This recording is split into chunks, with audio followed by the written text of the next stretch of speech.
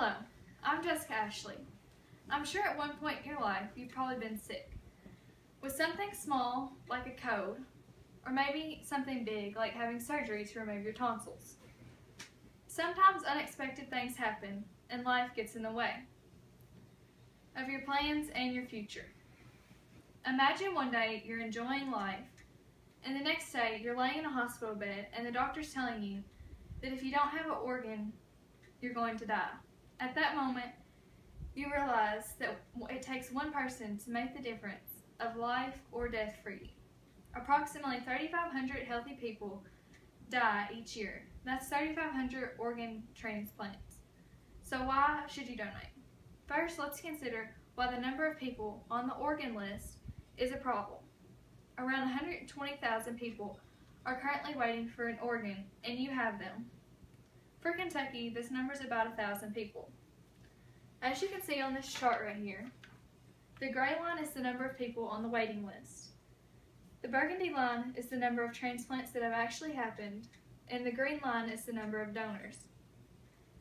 The number of donors is only 14,000, while the number of people waiting for organs is 105,000. You can see there's a huge difference in why there's a need for organ donors. You can pass this around. Okay.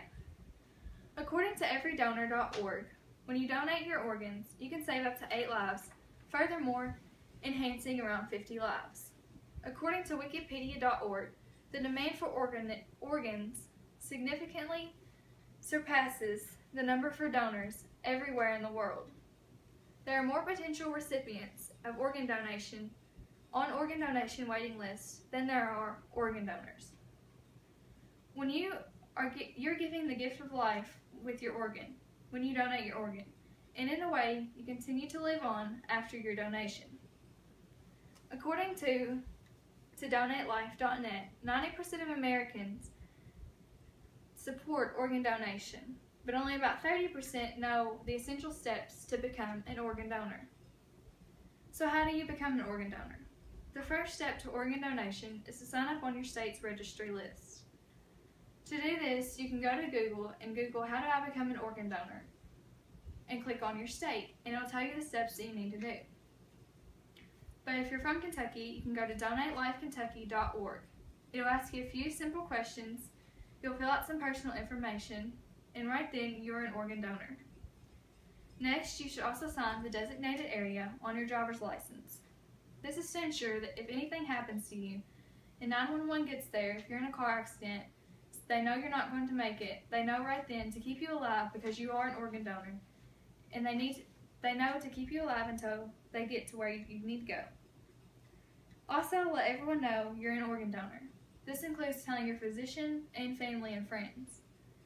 This is in case you're at the doctor's office or the family member. When something happens, they know to tell 911 that you are an organ donor and you need to be saved until you can donate your organs. So how do you ensure that your organ donation wishes are carried out? You need to do this by making sure that you put it in your living will or write it down on a piece of paper. This will also help your family not have to make life-changing decisions for them. They will have a peace of mind knowing exactly what your wishes are. They might also even have the chance later on to meet the family or families and see what a difference your love and generosity made in the life of another person. Lastly, how have you helped by becoming an organ donor? Like I said, around 120,000 people are on the organ donation list, and you are helping decrease this number by 8 people when donating your organs. There's no age limit either. If you're under 18 and your parents know your wish, they can sign a consent for your donation.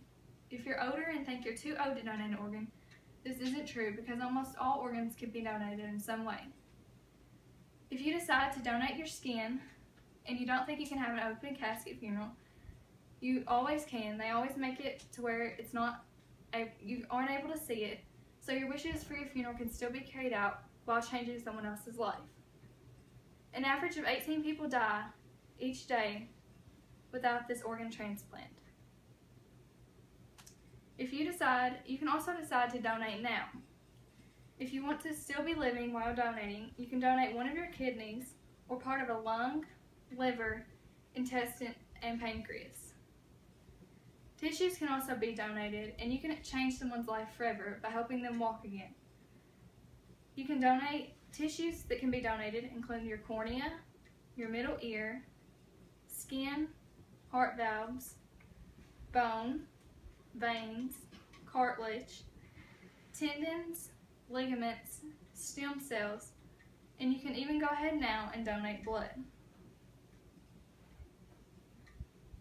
Every 10 minutes, another name is added to the National Organ Transplant Waiting List, according to DonateLife.net. This is why you need to donate your organs now.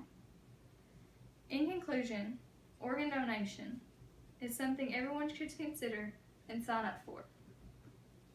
Now you know how easy and simple becoming an organ donor is. It should be a great feeling to know that because of you, someone will now enjoy life as much as you did one day. Organ donation is easy and life-changing, not just for you, but the recipient of your priceless gift.